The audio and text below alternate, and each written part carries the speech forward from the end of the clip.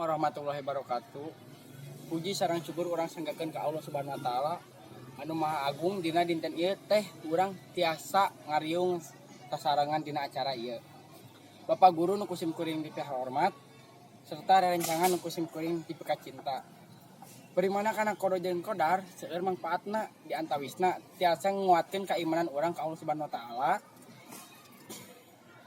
Sareng tiasa nguatkeun urang dina sagala perkara atau kejadian nu aya di bumi ieu teh. Tos diatur ku Allah Subhanahu wa taala matak ayana kodo jeung kodar ieu teh urang bisa numbuhkeun keteguhan hate sareng kasabaran urang salin urang hirup di dunia. Masalah atau rintangan non wae nu aya di bumi ieu teh urang ngarupakeun katetepan ti Allah Subhanahu wa taala. Jadi urang teh kudu tawakal jeung da sagala rupina oge tiasa ngahindar ti katetepan Allah Subhanahu wa taala.